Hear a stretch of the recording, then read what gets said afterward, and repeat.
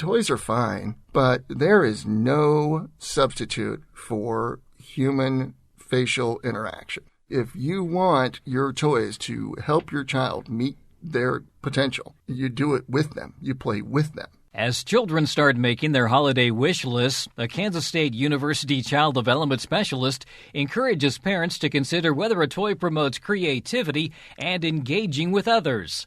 On today's Sound Living, simple holiday gift ideas. Sound Living is a weekly public affairs program produced by Research and Extension at Kansas State University. I'm Jeff Wichman.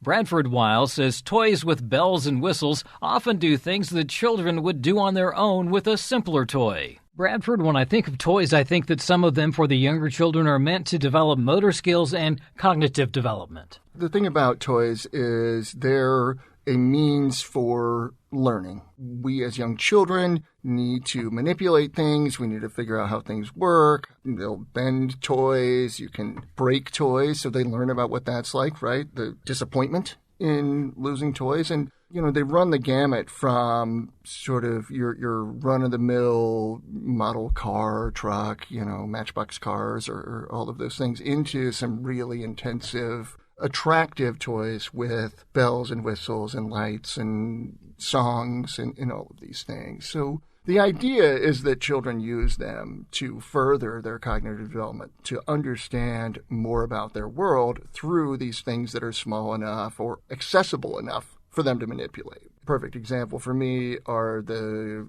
kitchen toys, little toy pot and pan. And, you see these in everyday life, of course. But the difference is those are toy pots and pans, and you can't just walk into the kitchen and start grabbing pots and pans out of your cabinets. And so it's this way to learn about and to do some observational learning and apply that using essentially an analog, a model of what exists in the real world. As we move towards the holidays, we start thinking about gift giving, and I'm thinking along the lines of how do we know if something is really age appropriate or not? There's a lot of things listed on the packaging, but is that just a safety recommendation or is that a learning recommendation? So it's typically both, but not always. I'll give a good example. I think we all like Nerf pistols, right, or Nerf guns, particularly young boys. But the issue with those is that it requires some motor skill and some strength at some point to be able to operate them. And so the recommendations for that are really around the safety components. So first, they're shooting a projectile, and, you don't want a 3-year-old shooting himself in the eye. But also, it requires some physical skill, and kids can hurt themselves in trying to make that function. And so there is that. But for toys that don't shoot projectiles or have that as a factor, it's much more about what they can get out of a toy, the developmentally appropriate nature. You can give a 5-year-old a deck of cards, but to what extent is that really going to help? One of the things that I really want to emphasize today, though, is that toys are fine, but there is no substitute for human facial interaction. If you want your toys to help your child meet their potential, you do it with them. You play with them. You talk about what you're doing with them. You engage with them. Toys, much like books, are, to me, a means to engagement, right? I mean, books are cool, especially early on when they're learning to read. Once children read to learn, books serve an entirely different function. But when they're learning to read, that's where that engagement happens. That's where there's a give and take and an ability to engage. And so for children, really, you could give them a mouse pad, but as long as you're playing with them with a mouse pad, it's great. I recognize that parents can't always play with their children and they need to give them things that will entertain them, but it's not the latest, greatest, brightest, loudest toy that really makes the difference. It's much more about the usability of the toy for the children and what they can do with it. One of the things that I really like about the very simple sorts of toys is that it does encourage imaginative play, whereas when you have these toys that have all of the sort of imaginative components already built in, so for example, sirens or jet noises or car noises, what you find is that children just simply aren't making those on their own. They're letting the toy do it. And part of learning and part of how we develop our minds is attempting to make these different noises, attempting to understand how to mimic noises and learning about how our vocal cords work and how our mouths work to make those things. And so there can be a point where we start to deprive children of experiences that we know are beneficial because we're sort of overcompensating for that within the gifts we're giving. You made me kind of think of Legos and some of the things that you can put together and that can be assembled, and how my kids would never really want to look at the directions. They would just start slapping stuff together and making their own creation and not really worry about whether or not they made the Batmobile. I could not agree more, and I will tell you that your point is very salient to me. Yes, I have children who play with Legos, and I will say that from my perspective, many of the things that you need to assemble are for adults. They require the ability to really look at the diagram, identify the pieces, put them together.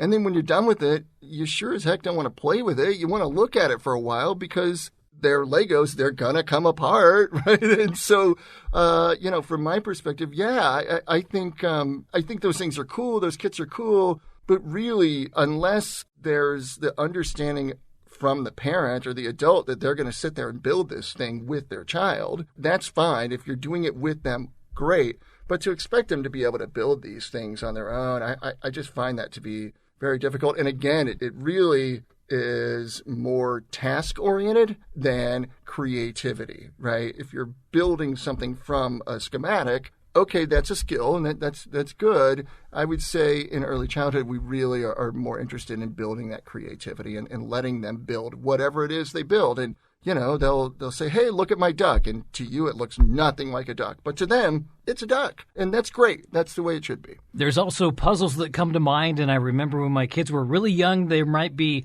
a wooden one, and it might have 6 or 8 pieces. And then all of a sudden you jump up to like 25 pieces and 50 and then 500 and 1,000 in the 3D puzzles. So again, you need to pick the right gift. Yes, very much so. And you always want to kind of err on the side of caution with those things, because things like puzzles especially, they're easy to break when you're using the number of pieces that's above your child's developmental level. They will try to force pieces in, of course. Heck, on 1,000 puzzle pieces, I still try to force things in. But I do think puzzles are an excellent plaything for young children because they help them understand spatial relationships, understand complementary pieces. Then in the end, they get the satisfaction of being able to build something on their own. It's so funny that these things that are sort of historic, tried and true, I really like progress. I really enjoy new things, new technologies in particular.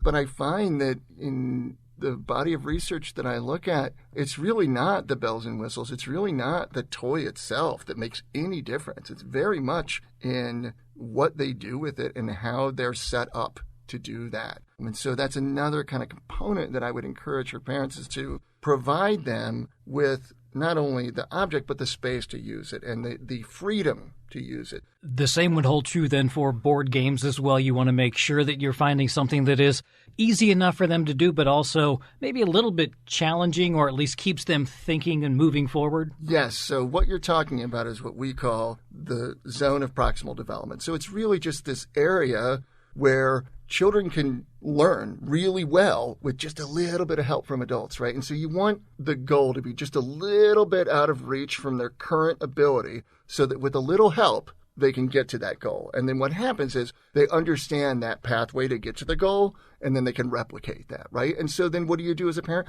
You just put the next goal just a little bit further, right? And it's just this cyclical thing, and you have to have the foundational skills to expand upon them. And every time you expand, it's just the next goal. It's just the next goal. And so when we're talking about things like children playing with toys, and board games in particular, some of those things can be very, very complex. And so you want to make sure that the game you're going to play is okay for young children. Like, if you want to play Candyland, great. I don't think Monopoly is the right game for a 5-year-old, right? Like, that's just not going to turn out well. But I really do encourage board games in particular because they do teach all kinds of life skills, like taking turns, understanding rules, and then that family environment, right? Very rarely do you have board games that are just 2 players. And so you get a chance to have an environment where hopefully everybody's having fun. Some of them are strategy games. Some of them are just games of chance. I'm assuming maybe the games of chance for kids, especially under 5, would be more appropriate. Yeah, absolutely. Games of chance are helpful because in a game of strategy, adults are always going to win over young children, right? And by the way, I play Go Fish, and I've played that with very young children. And could I win every time? Of course. Of course I could. It's Go Fish, right? I mean, how many times do they have to ask me if I have a 6, right? Before I get a 6 and go, hey, do you have a 6? I mean, yeah, And so you want to be judicious about how, in the strategy type of games, how much you overwhelm, right? I mean, I'm not saying you let them win every time, but certainly you don't want to crush interest in playing by demonstrating your skill as an adult over a very young child. I mean, I would like to think that that's elementary, but I know that in practice that doesn't always happen. And so there's a pushback towards the participation trophy and children win every time. But that doesn't mean that they shouldn't win 90% of the time when they're kids. They need to be able to understand mastery and to get that sense of self-efficacy, that sense that they can do things. And that's much more valuable than the ability to lose well at such a young age. I mentioned the holidays coming up, and as people start buying gifts, you also wanted to remind them that it's not always just gifts. There are other ways to kind of plan for their futures. Yeah, right. And so, one of the things that's hard for me is we spend a lot of money on essentially disposable toys. A child might have a toy for a year and it's already old news and they've moved on to something else, or they're fragile, they break, they're made of plastic for the most part. And so while I recognize that there's some excitement in getting the toy that they really, really want, aside from those, it's really nice. I would encourage parents to really think about what's better. And so my goal is to say, okay, if you're going to spend $10, you always want a budget whenever you're buying for anyone, including your own children, especially your own children, because it can get really easy to go overboard. But when you do it, you realize that, okay, I could have paid $5 for a toy and given $5 to a college fund. And that $5 by the time they're in college is going to be at least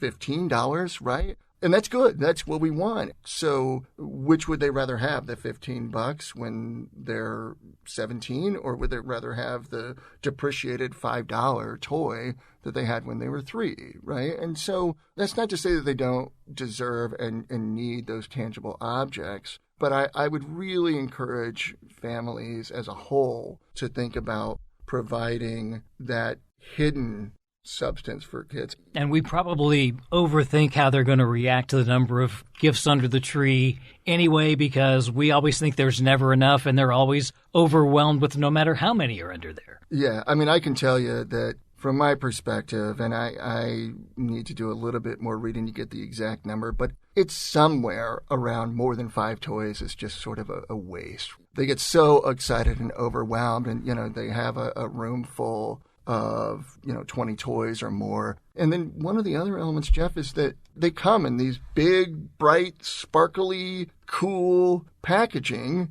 But at the end of the day, you take them out of the packaging and they're just these toys that, they're just cheap plastic toys. I really hope that we can appreciate that toys are really well marketed, both to parents and to children. And that at the end of the day, it's just not the toy itself or the price of the toy in particular. It's the interaction with your children that really makes all the difference. That's all they really want. As they get a little bit older, they're able to really identify 1 or 2 of the things that they really, really want. And if you can afford it and if it's within reason, yeah, do that, please. You want to please your children. You want to have them happy with the gifts that they receive, but you don't need to go overboard, and certainly shying away from some of the disposable toys that are just not going to stand up. And so really try to avoid that, and then think about what you can do with your budget if you just trim that back a little bit and what your child might benefit from in the future for that. That's K-State Research and Extension Child Development Specialist Bradford Wiles. More information can be found online at ksre.ksu.edu. Sound Living is a weekly public affairs program produced by Research and Extension at Kansas State University. I'm Jeff Wichman, and this is the K-State Radio Network.